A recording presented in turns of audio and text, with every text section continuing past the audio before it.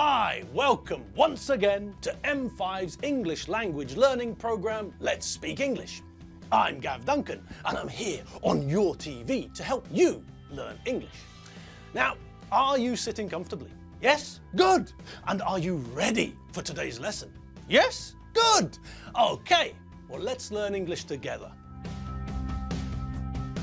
And here we all are, once again. You lot over there and me over here. And here we are on a Thursday, fourth day of 5, and yes, I am talking about the standard working week. If I wasn't talking about the standard working week, then I'd have said fourth day of 7. But I didn't, did I? No. So now that that's cleared up, are you all ready? Yes? Ready for this? The fourth lesson of the 5 we've got planned for this week? Ready to get started on this? The 13th lesson of the 35 that make up this mega revision? Yes? You're all ready? Ready and willing? Ready, willing and able to make a start, to get your teeth stuck into the 4th lesson of the 3rd week of the mega revision part 4? Well then, if that's the case, then what are we waiting for? We're not. We've done all the waiting that we planned to do. It's time to indicate that we're going to move into traffic. Check the mirrors, check over your shoulder to make sure. Put the juggernaut into gear and release the clutch until it reaches the biting point. Are you there?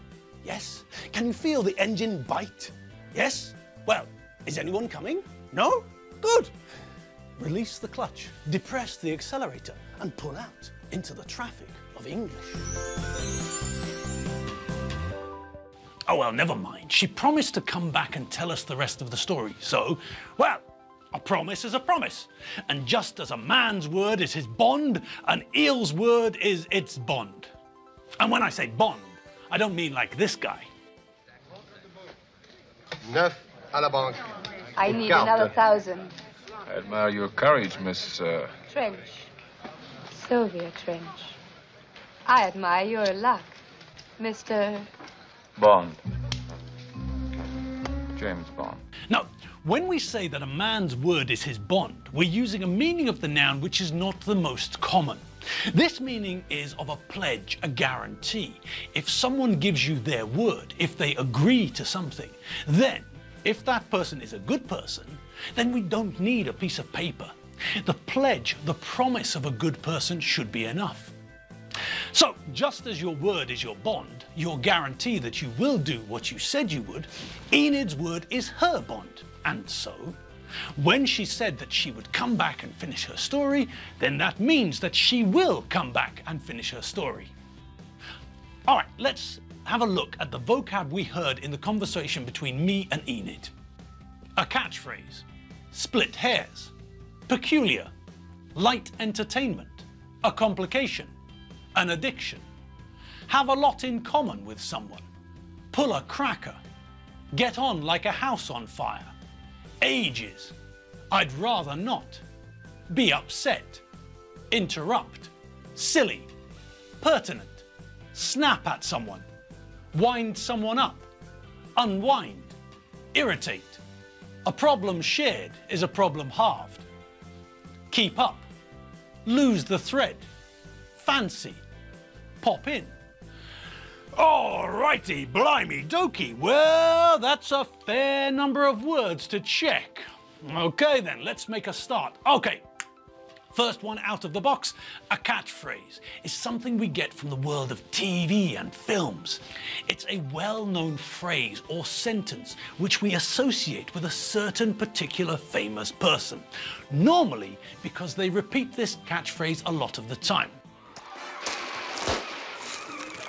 Don't! Don't! Don't! Don't! Don't! Don't! This time. Don't! Don't! Okay, next, splitting hairs. Yes, now this one's a logical one. What's a hair? Well, the stuff that grows out of your head, that's hair. And a single item of that is one hair. Now, what do we know about hair? Well, some people have very thick hair and some people have very thin hair. Some men are bald, they don't have any hair, and some men are balding. They're losing their hair by the minute, by the hour, by the day, whatever. But even if someone has very thick hair, when we look at a single hair, we can see that it's very thin, isn't it? Yes. And that's the point. We talk about someone splitting hairs when they're making pointlessly small distinctions. Look at what happens when Richie and Eddie try to play Trivial Pursuits, a game which was pointlessly popular in the UK in the 1980s and 1990s. Eddie gets the answer right, but Richie doesn't want to give him the point, so he starts to quibble. He starts to raise stupid objections. He starts to split hairs, saying that Eddie's answer isn't correct because he didn't say what punctuation marks are involved in the answer. Eddie's answer was correct, but Richie doesn't want to give him the point. So he's arguing about something which is completely irrelevant. He's splitting hairs, wasting time on a tiny difference which doesn't matter. Here it is. Who was the last Labour Prime Minister of Britain? And if you don't get this, you're an idiot. Callaghan. Yeah, can you be a bit more specific? James Callaghan. Yeah, well, can you give me a little bit more? Richie, there is no more. That is the answer. Yes, but we have to go by what it says on the card, don't we? All right, I'll give up then. Great, my go. James Callaghan. It says on the card, James Callaghan. Yes, it says James Callaghan, full stop, doesn't it? Callaghan, full stop. You see, you have to go by what it says on the card, Eddie. I can't help it. It's just in the rules. It's not my fault if you're too stupid to get the answer right. Okay, next. What's peculiar? That's just another word for strange, unusual, odd, peculiar. Next. Light entertainment. This is a TV category, the sort of TV your grandparents watch. Middle of the road, not too exciting, no bad language. TV for the whole family. Game shows. They're good examples of light entertainment. Not serious, a little bit funny, a little bit this, a little bit that. Nothing too strong, just some light entertainment. Something for all the family. Next, a complication. Well, we've also got the verb and the adjective. If something is complicated, then we mean that it's complex, possibly difficult to understand. Okay, and we've got the verb to complicate, the verb which means to make more complicated, to make something harder to understand. 5 times 6 is an easy mathematical problem, but we can complicate it. What's 5.4 pi percentage p divided by 12.8 multiplied by p over 12% add 12.54? See? I could tell you the answer to the first one, but that second maths question is too complicated for me. Okay, so we know the verb and we know the adjective, but what about the noun? Well, a complication is normally used as a synonym for an unforeseen problem, something which causes problems. The surgery was progressing well, but then we encountered a complication, and so the operation took 16 hours instead of 10 minutes. Next. An addiction. From the verb addicted to. When someone is addicted to something, they are mentally, psychologically, or physically, physiologically dependent on that thing. They need this thing. They can't do without it. Think about alcoholics. These people are addicted to alcohol. They need alcohol to function. This is an alcohol addiction. But as I'm sure you all know, there are lots of different addictions. Addictions to drugs, to work, to gambling. A drug addict is addicted to drugs. This person has a drug addiction. A workaholic is addicted to their job. This person has a work addiction. A gambling addict is addicted to gambling. They have to risk their money to try and win more and more. These people have a gambling addiction. Next, an easy one. To have a lot in common with someone.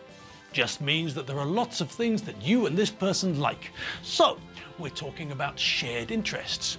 You like early 18th century music? So do I. I love pictures of giraffes on skateboards, and so do you. We've got a lot in common. Next, to pull a cracker. Now, this is something we do in the UK at Christmas. A Christmas cracker is a paper cylinder with a small toy, a bad joke, a paper hat, and a small explosive charge inside it. At Christmas, you take one half of the cracker, and the person sitting next to you takes the other half, then you pull. The cracker splits, makes a bang, and then you get to put a silly hat on, play with the small toy, and read the bad joke. It's a tradition. 1, 2, 3. Hit it. Oh!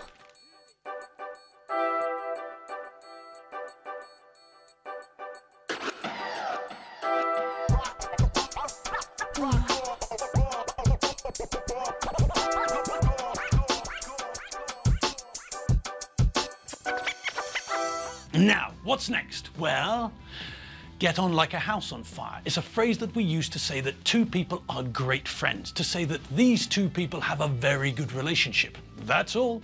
Next, ages. Well, that's just another word we use for a very long time, an informal way of saying a long time. Good God, I thought that opera would never finish. It went on for ages. Blimey. The bus journey from Budapest to Ankara takes ages.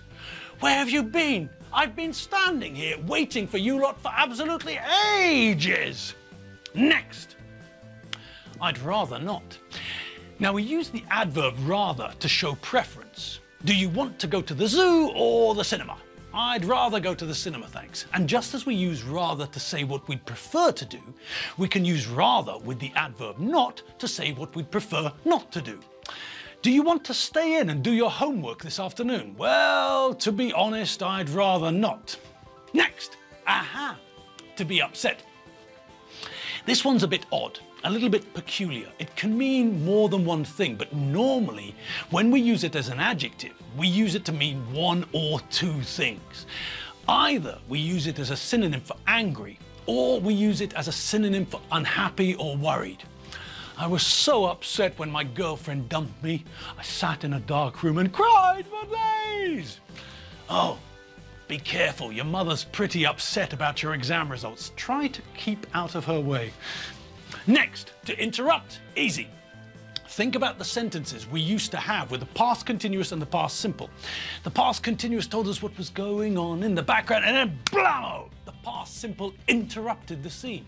So the verb to interrupt, the verb which means that you stop someone from doing or saying something, or you stop something from happening.